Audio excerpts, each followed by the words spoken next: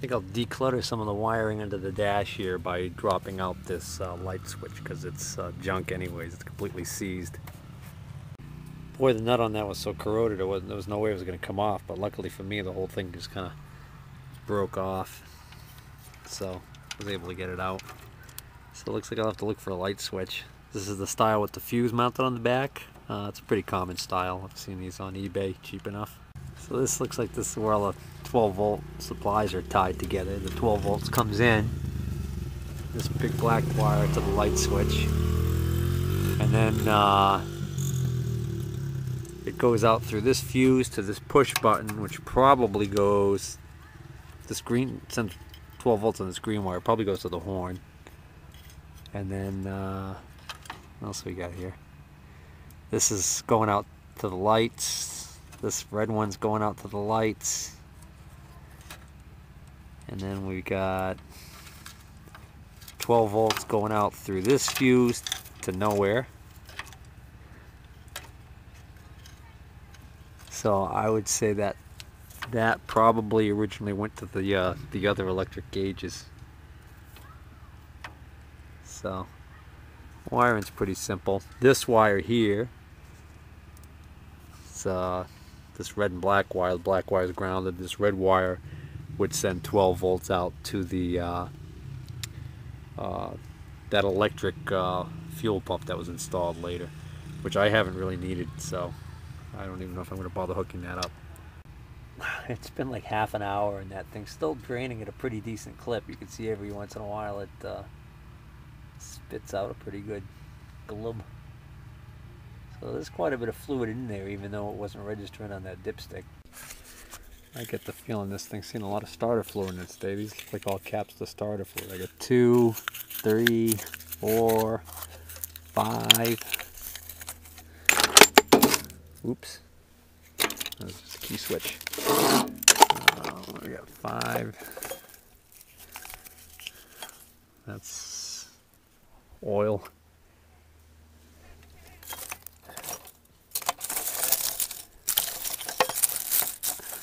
A lot of unidentified garbage in here. Oh, that looks like that belongs to one of the wheels. I don't know. It's a very small version of like one of these. That's what it looks like to me.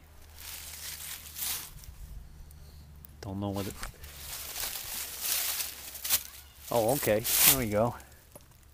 It's one of these right here, by the looks of it. So let's see. Am I missing one? Not on this side. Well, there's a broken one right here. I wonder if you just picked one of these up somewhere and intended to eventually get around to replacing this broken one. But there don't appear to be any... Oh, wait a minute. Hold on a second. I thought the spacing looked kind of weird here. Right here. There's a hole with a broken off bolt in it right there. So at some point somebody went to unbolt one of those maybe, or however it happened. I don't know. But I bet you this went right. You can almost see a shadow right there. So this went right here. And it broke off. Torque converter finally finished draining. Alright, let's see if we can't fish out my plug. Oh, you know what's great? It's right there. It didn't fit through the small end of the funnel.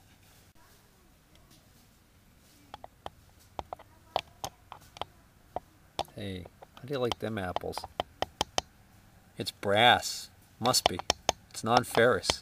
This wouldn't have fished it out anyways, because this thing's plenty strong enough when it's the right metal. It's nice to have a little hex drive like this, so you don't have to deal with an Allen wrench on something tight like this. So that's a perfect fit. And the owner's manual did say that this plug was going to be a magnetic plug, and it said to be sure to remove any metal shavings on there, and there are some.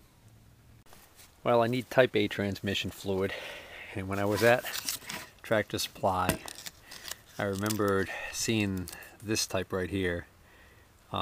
in the 2-gallon size, and I was going to get the 2-gallon size and then 1 quart because I was also doing the filter change. And now, lo and behold, I get home and I realize for some reason I bought a bunch of other stuff and I totally forgot to get the 2 gallons. So all I have is 1 quart of transmission fluid, so I've got to make a trip to the auto parts store. But I also, while I'm here, before I leave, I'm going to adjust the linkage on this. As you recall, I put this nice little joint in here to take the slop out of here, but it still needs to be readjusted because right now I've got to kind of push it up kind of far to get it to go into neutral. It goes into reverse, no problem, but getting it forward doesn't want to go. So I'm going to loosen that up and adjust. Oh, I forgot my 1/2-inch socket at the house. Alright, so it looks like I'll go back. Might as well go get the fluid. Oh, this transmission fluid is too expensive to waste. I'm overfilling. I mean, I'm only on the 7th quart when that happened, but the problem is that I forgot that I need to start it so it'll pump into the torque converter and the filter system. So I'm going to start it up now. Okay, the high was in the 40s today, but the sun's setting now and the temperature's dropping fast. Let's see if it'll start. Throttle.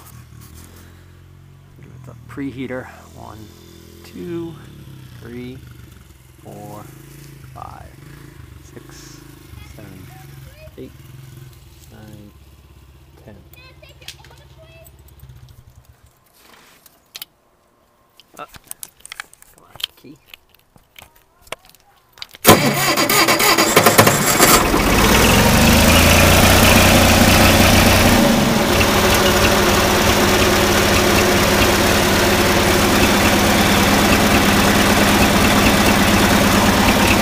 Make sure it's neutral.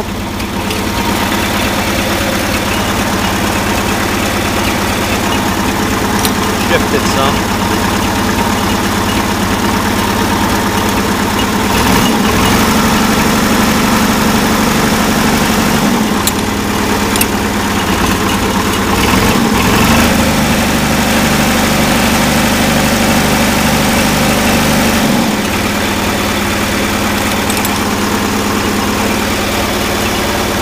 Alright, shut it down and check the level. That's all it took was running it a couple of minutes, and now I've got no reading on the dipstick, so now I can put in more fluid. Well, I got 8 quarts in there that I just picked up at the auto parts store, and it's still not registering. But of course, not the full 8 quarts went in there because that 1 quart that overflowed. I don't know how much of that I lost, but too much, that's for sure. So now this will be quart number 9. I think the capacity on this was 2 gallons. And then, so that would be 8 quarts, but then I think it's at an additional quart for a filter change. Well, 9 quarts is just registering on the dipstick about 1/4 of an inch. So it's not even at the low mark yet on this thing. So I think I'm going to need another quart. Ooh, I lucked out. I actually have about a 1/2 quart of ATF fluid that I had down in the cellar, and it's Dextron 3, which replaces Dextron 2, which replaces Dextron, which replaces Type B, which replaces Type A, which is what this called for. It's a long story. You just don't want to put Type F, which is used for Fords, in this thing, and you don't want to use any of those really new series standards of fluid that they use for certain special transmissions. Alright, that quart that I found in the basement, it was opened and it only had about a 1/2 quart left in it. But hopefully that'll get us up to a safe level.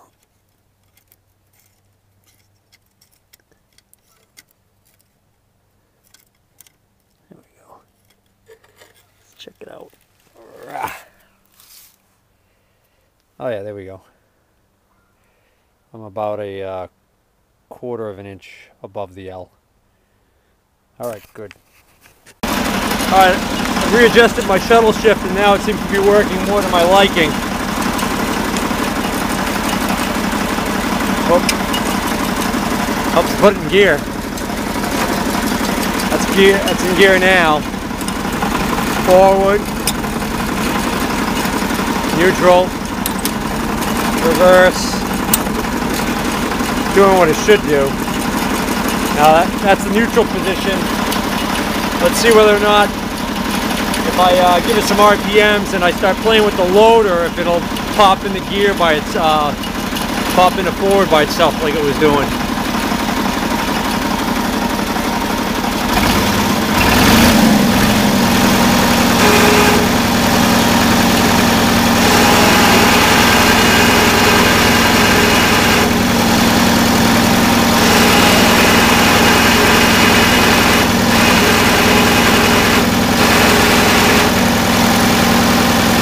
Sounds like that hydraulic system could benefit from some fresh fluid and filter.